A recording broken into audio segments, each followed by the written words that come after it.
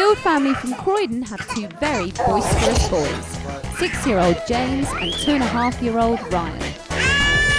But ever since Ryan was a baby, Mark and Fiona have struggled to cope with his increasingly aggressive behaviour. No. No. 37-year-old Mark and 34-year-old Fiona are busy working parents. Fiona works part-time as a swimming instructor, and Mark is a software developer who manages to work from home 1 day a week. The problem we're getting with Ryan is that, he most of the time he's fine, but we'll be playing or we'll be doing something, and then suddenly he just gets very aggressive. He'll pick up things, probably what he's playing with, and the next thing you know, he's throwing it at you. There are certain situations when you know you're not going to please him, and his normal reaction to not being pleased is to either hit you or throw something, or both, or spit, or all three.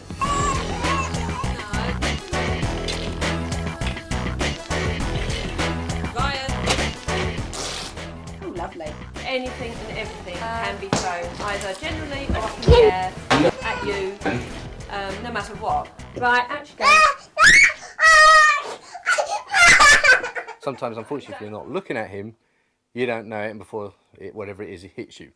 Has Ryan been naughty? I mean, you can normally sense the build-up, but it's normally very quick. You know what I mean?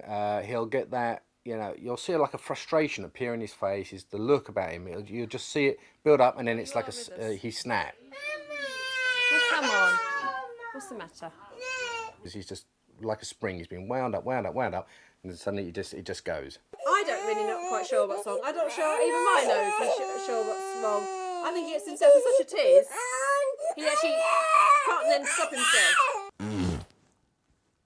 The same to you. The spitting and the raspberry blowing is a fairly new thing. I would say that's been going on a good few months, but the hitting and scratching and things it's been around since I can remember. And bite. Well, he doesn't do that much. Oh, he does bite you occasionally, doesn't he? Yeah. At nursery, Ryan is as good as gold. He's only difficult when Mark and Fiona are around, but they are disagreeing on how to tackle his behaviour. I think sometimes our ways of dealing with it can differ. Sometimes where he might just throw one brick and just be over and done with, and I'll just leave it because it's not worth the trauma of it all. I'm much more head-on. It's a particular issue, and I'm going to deal with that issue now. Whereas you do tend to also just say things on the spur of the moment, which you don't actually mean, but I find really quite irritating.